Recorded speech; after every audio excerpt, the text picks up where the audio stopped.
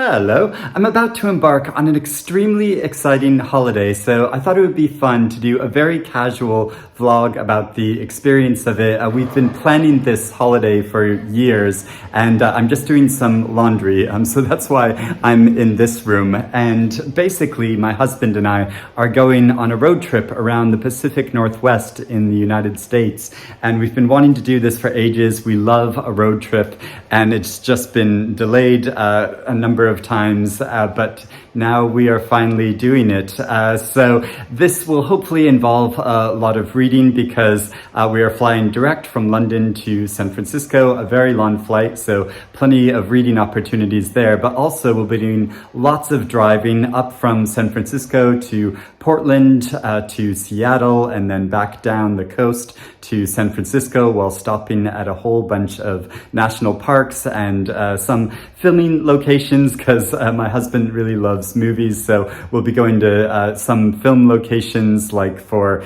the Goonies and Twin Peaks and fun things like that. And so yeah, we'll be spending a lot of time on the road, and my husband likes to do a lot of driving, and I like to read aloud to him while we're driving long distances. So I have a number of books to discuss, and which I'm taking with me, and I don't know if we're going to get to all of these. I don't know if I'm going to go and pick some other books to pack into my suitcase at the last minute. It's very difficult to resist doing that, of just taking loads and loads of books, because I'm sure I'll be buying some books while I'm there as well. I'll be seeing my friend Sarah from Hardcover Hearts in San Francisco, who I made a video with earlier this year when she came to London, so it'll be so cool to see her on her natural turf. So yeah, these are some of the books that I'll be bringing along with me. So there is Trout Fishing in America by Richard Brautigan, who I'd not heard of before, but he's an author that was born in Washington, and he wrote a lot about rural America, and this is just supposed to be quite a lot of fun. There's also On Animals by Susan Orlean. My husband bought me both of these books for my birthday recently. I loved Susan Orlean's book about the library that burnt down and this book is about specific animals or stories around animals. Her writing is so engaging, how she picks out these interesting tidbits from history. And recently I've been reading aloud to my partner before bedtime on another book about animals, which I'll talk about at a later date because it's a really lovely book. But yeah, it's a really nice thing to do before bedtime, to read a little bit about animals and humans' relationships with them. I'm also bringing All Passion Spent by Vida Sackville-West, which I was also given for my birthday recently, because on my birthday I was taken to Sissinghurst Castle in Kent, which was the home of the author Vida Sackville-West, and is a beautiful location. We had a really lovely time going around there. And so yeah, this is a novel about a woman whose upper-class husband has died, and people think that she should just sort of, go into mourning and kind of quietly disappear from public life. But she has other ideas about what she wants to do with her life going forward. And I love a novel with a good older female protagonist, that's kind of unconventional or doesn't conform to stereotypes. So that should be really fun. I'm also bringing Claire Keegan's short novel Foster, because I love her Booker shortlisted novel, and I've been wanting to read more of her work. This sounds like a really moving story about rural Irish life and a girl who comes from a family that has many children in it, and too many children, and so she's taken to stay with another couple, and there she discovers a secret about those couples' lives while they get emotionally close to each other, and yeah, following that story. There is also Treacle Walker from this year's Booker Prize shortlist, the last novel I have to read from the shortlist, very short, so I should be able to read it at some point during the trip. And there's also the new Elizabeth Strout novel, continuing on with her Lucy Barton story of Lucy by the Sea. And I think this will be such a lovely holiday read, and also a return to this character that I've grown to love over the course of a number of novels, even though I've said that Oh, William isn't my favorite novel on this year's shortlist, but it is still a really beautiful, moving story, and I'm so excited to see what happens to Lucy next. So those are some books I'll be taking along with me. And it's a strange time to be leaving England because the funeral for the Queen will be happening while we're away. And actually, I haven't been in central London in the past week. So I took a journey in there this morning just to have a look around because in Green Park, there's been massive memorials to the Queen, so many parades of people going through, bringing flowers, leaving flowers, and Paddington dolls. Is really touching to see. I mean, I'm not a royalist by any means, but it's just a sad thing. But also, I think for so many people, we become aware of being caught up in this period of history, which is going to be very significant, in the future when historians refer back to this time. This is a turning point between monarchs in this country, and the end of a monarch who's seen so many huge events in the past 70 years during her reign. So it's an interesting occasion, and also interesting to see all of the stores. There's like signs everywhere memorializing the Queen's passing. It feels like you can't really go anywhere without noticing this. And I know not everybody is attached to the royals, and but I think it's not disingenuous to get caught up in this moment of time, and realizing that the world is going through some changes. It's almost, when things like this happen, it almost sort of sticks out to us that's like, oh, this some like big thing is changing and occurring. Anyway, I don't want to go off too much about that, but just it was really interesting to witness that going around central London. But for now, I'm very excited to be going to San Francisco, and I'm wearing, in honor of that, I'm wearing a t-shirt emblematic from a movie set in San Francisco. So I've got my t-shirt of Eunice Burns from the classic film What's Up, Doc, starring Barbra Streisand. And if you've not seen it, I'd really recommend it. It's one of my favorite comedies of all time, and it is very much a San Francisco set movie. So I'm gonna head off on the plane, and I'll film what I can.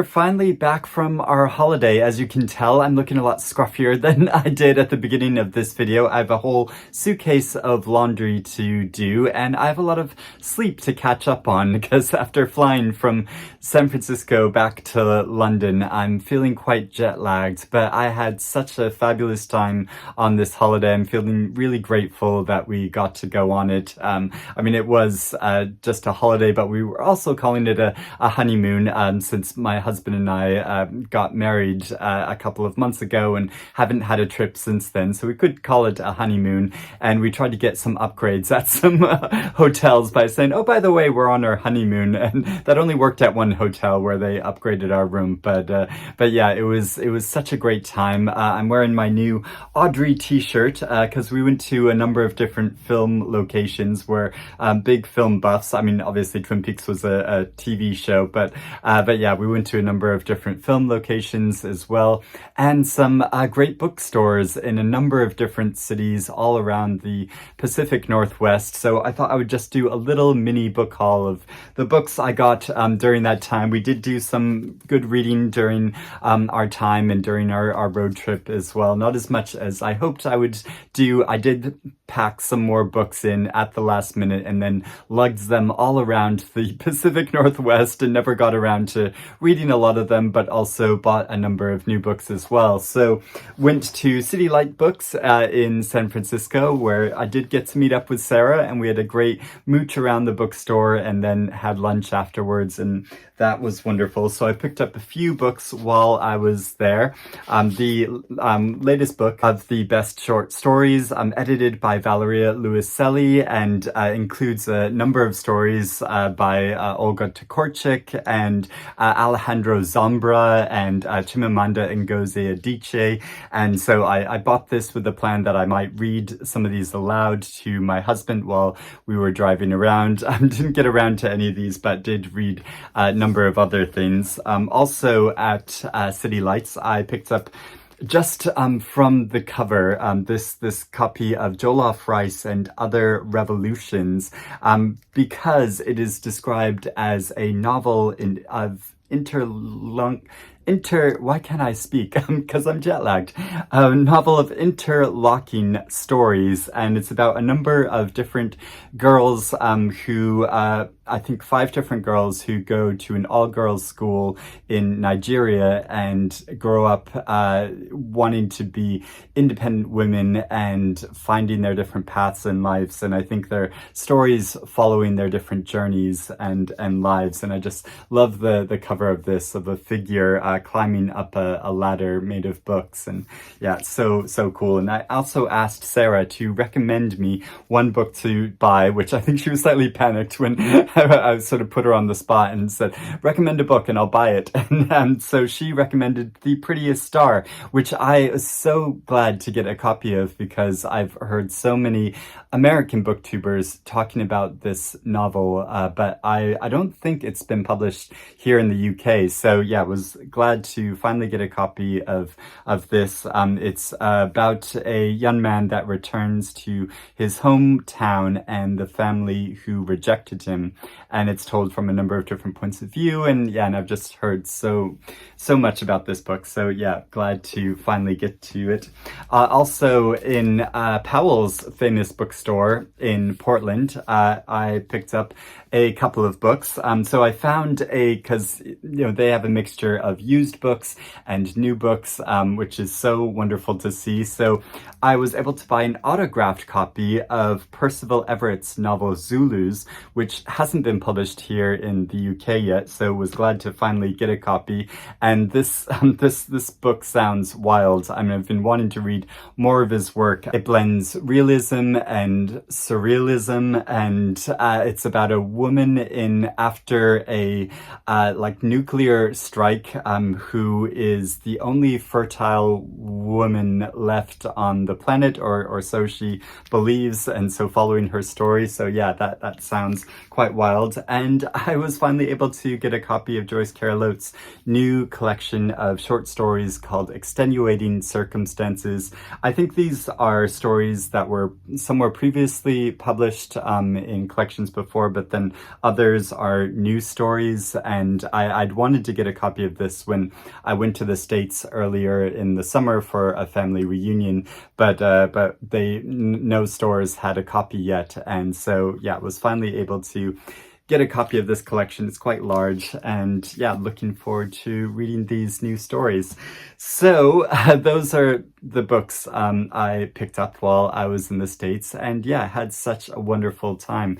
Really interesting to see the country at this time and travel through so many different parts of it. I mean, you could see just by the signs, political signs by the side of the road, and political signs that people had posted up on their houses, what a politically divided country the United States is now, going through definitely big difference between rural parts and urban parts and of the country. And so that was really interesting to see, but also wonderful to see so many beautiful bits of it and revisit so many parts about American culture, that I was familiar with growing up and feel a kind of nostalgia for.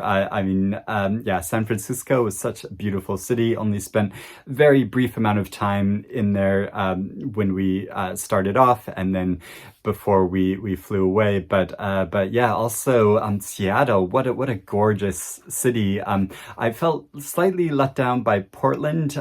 Maybe I felt like if we'd met somebody that we knew there, we would have been able to orientate ourselves around the city a bit more. But yeah, it's like very spread out. I mean, there are lots of really great parts of Portland, that we saw while we were there, but it's also a very troubled city. I mean, immediately when we arrived, there was a woman that warned me, like, don't leave anything in your car because it will be broken into and stolen. And this was reiterated by the men at the desk in the hotel when we checked in. So and we're told by some servers at restaurants we went to, like, oh, you definitely want to get a car to this other place rather than walking there, because you don't want to walk down this street at night. And so yeah, just felt slightly apprehensive about it, but it's a really interesting city, because one person we did meet while there described it as the city that young people go to retire, which is a really funny way of describing it. But yeah, Seattle, what a beautiful city. And also had some wonderful walks and hikes around different national parks. There's so much natural beauty to that part of the country, which they take a lot of national pride in. I saw a bald eagle flying over at one point, and this other guy, an American, was taking a picture of it and was like, yeah, go America, which aren't the sentiments I would immediately feel when seeing a bald eagle. But yeah, it was just funny to have that experience. But yeah, really wonderful trip. So thank you for joining me and along this vlog. I hope you enjoyed seeing some of the good and fun and curious sights that we saw along our journey, and it was just fun to document it and have a kind of visual document of the whole experience. But I would definitely recommend going to a lot of these places that we visited. It was a fantastic time. If you've traveled around any of these parts of the United States as well, and I'd love to hear about your experiences of these places. So I'm gonna go give my beard a trim and have a good wash and wash some clothes, and I will get back to reading, and I'll speak to you again soon. Bye bye.